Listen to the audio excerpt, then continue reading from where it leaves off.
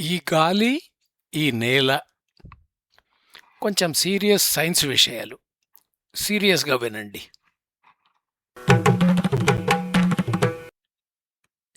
మనమంతా గాలి మనుషులం. నేల మీద ఉంటున్నాం.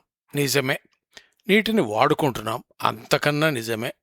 కానీ గాలి మీద ఆధారపడినంతగా మన బతుకులు ఈ రెంటి మీద గాని, వెలుగు మీద గాని ఆధారపడలేదనిపిస్తుంది.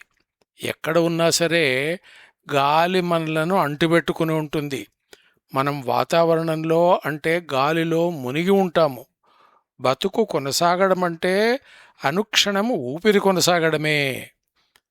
గాలి చేసే గమ్మత్తుల ప్రభావం అనుక్షణం మన మీద ఉంటూనే ఉంది. అయినా గాలి గురించి, వాతావరణం గురించి మనకు అర్థమైంది మాత్రం చాలా తక్కువే. గాలిలో వింతలెన్నో దాగి ఉన్నాయి.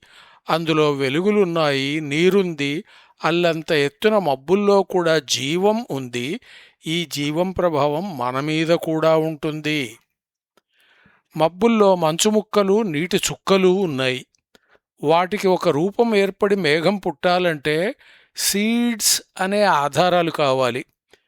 ఖనిజ లవణాలు గాని, సూక్ష్మజీవులు గాని ఈ సీడ్స్ అనే విత్తనాలుగా అందుతుంటాయి. మేఘాలు ఏర్పడడంలో కాస్మిక్ కిరణాలకు కూడా పాత్ర ఉందని పరిశోధకులు అంటున్నారు. అంతరిక్షంలో నిండి ఉండే ఈ కిరణాలు ఎంత ఎక్కువగా భూమి వాతావరణంలోకి వచ్చి తాకితే అంతగా మబ్బులు తయారవుతాయంటున్నారు. మేఘాలు ఏర్పడడానికి అవసరమైన ఆ మరీ సన్నటి దుమ్ము కణాలు అక్కడ పుట్టడానికి కారణం ఈ కిరణాలేనని గత సంవత్సరంలోనే వీరు గమనించారు. గత అంటే నిజంగా గత కాదు, ఈ వ్యాసం రాసినప్పటికీ గత. అంత సన్నటి దుమ్ముతో మబ్బులు పుడుతున్నాయా అనే అనుమానం తెలియజేసిన వారు కూడా ఉన్నారు. మొత్తానికి మబ్బుల ఉనికి, కదలికలకు గాలి కారణమవుతుంది. విమానాలు ఎగురుతూ వాటిలో నుంచి దూసుకుపోయినందుకు మబ్బులలో 50 కిలోమీటర్ల వెడల్పు రంధ్రాలు పడుతున్నాయట. దీనికి కూడా గాలే కారణం. కానీ విమానం మబ్బులో నుంచి ఉరికిన తాకిడితో మరిన్ని మంచకణాలు తయారవుతాయట. విమానం వెచ్చదనం కారణంగా మేఘంలో గారెలో లాంటి చిల్లు పడినందుకు బహుశా లాభమే గాని నష్టం లేదని చెబుతున్నారు. తీర ప్రాంతాలలో అప్పుడప్పుడు తేనెపట్టు లాంటి మేఘాలు కనబడుతుంటాయి. వీటిని ఓపెన్ సెల్ మబ్బులు అంటారు. వాన తాకిడి కారణంగా ఎత్తున ఉండే గాలి సముద్రం మీదకు నెట్టుకు వస్తుంది. దానివల్ల ఈ రకం మబ్బులు పుడతాయి. గాలి ఒక జెట్ లాగా దూసుకు వస్తుంది. ఈ ధారలు విస్తరించి పక్కధార వరకు వ్యాపిస్తాయి. తాకిడితో ఆ గాలిధారలు తిరిగి చివ్వున పైకి ఎగిసిపోతాయి. మొత్తం మీద అక్కడ ఒక వింత నిర్మాణం గల మబ్బులు పుడతాయి. గాలి, అందులోని మబ్బుల విషయంగా మరెంతో పరిశోధన జరుగుతున్నది. వాతావరణంలోని మధ్య భాగాన్ని మిజోస్ఫియర్ అంటారు. సుమారు 80 కిలోమీటర్ల ఎత్తున ఉండే ఈ మధ్యావరణంలో ఒక ప్రత్యేక రకమైన మబ్బులు ఉంటాయి. అవి మనకు మామూలుగానే తెలిసిన మబ్బుల కన్నా చాలా ఎక్కువ ఎత్తులో ఉంటాయి. ఈ రకం పలచగా విస్తరించిన మబ్బులలో సన్నని మంచు శకలాలు పరుచుకుని ఉంటాయి. కనుకనే ఇవి ఉదయం సూర్యుని వెలుగులో, తిరిగి అస్తమాన సమయంలో ఆ వాలు కారణంగా వెలుగుతూ కనబడతాయి. ఈ రకం కిరణాలు భూమధ్యరేఖ ప్రాంతంలో కూడా కనబడుతున్నాయని ఈ మధ్య గమనించారు. భూమికి దగ్గరగా ఉండే వాతావరణం ఈ మధ్యన మార్పులకు గురవుతున్నది.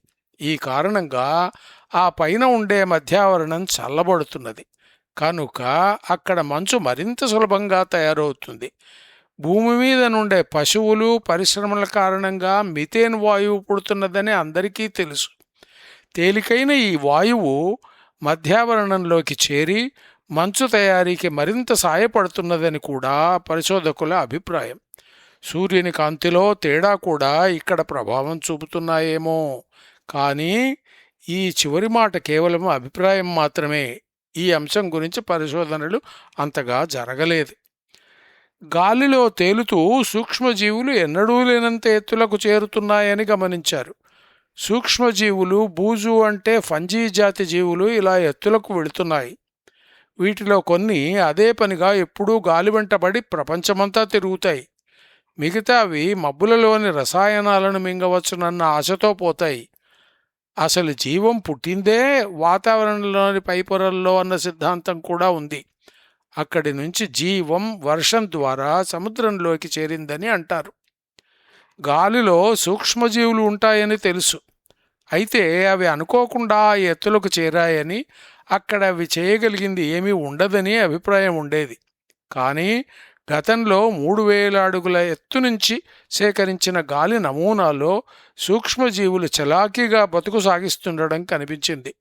సూక్ష్మజీవులు అక్కడ దొరికిన ఆ కొద్ది నీటిలోనే సంఖ్యలో పెరిగి బతుకుతున్నట్టు గమనించారు. వాటికి ఆహారంగా ఉపకరించే ఆర్గానిక్ ఆమ్లాలు, ఆల్కహాల్ రకం రసాయనాలను కూడా గుర్తించారు. ఆ ఎత్తులలో ఉండే సూక్ష్మజీవులు ప్రతి సంవత్సరం 1 నుంచి 10 మిలియన్ టన్నుల కార్బన్ను వాడుకుంటున్నాయని అంచనా వేశారు. సూక్ష్మజీవులు ఆకాశంలో ఉంటే మనకేమీ పర్వాలేదు, కానీ అవి భూవాతావరణాన్ని ప్రభావితం చేస్తున్నాయి. మేఘాలు ఏర్పడడానికి విత్తనాలుగా మంచు కణాల కన్నా ఈ ప్రపంచమంతటా విస్తరించాయని గమనించారు. ఎండకు, నీటి ఎద్దడికి బాగా తట్టుకునే శక్తి గల ఈ జీవులు భూమి, గాలి మధ్య ప్రయాణాలు సాగిస్తున్నాయి. వీటి వల్ల కొన్ని రకాల వ్యాధులు కూడా వస్తున్నాయని సైన్స్ పత్రికలలో ఈ మధ్య ప్రకటించారు. ఆకాశంలో, అక్కడ గాలిలో ఎన్ని రకాల జీవులున్నాయని ఇంకా ఎవరూ లెక్కవేసింది లేదు. అవి అంత ఎత్తు వరకు ఉన్నాయన్నది కూడా తెలియదు. ఇలాంటి అంశాలతో జీవం గాలిలో పుట్టి నేలకు చేరిందన్న వాదానికి బలం సమకూరుతున్నది.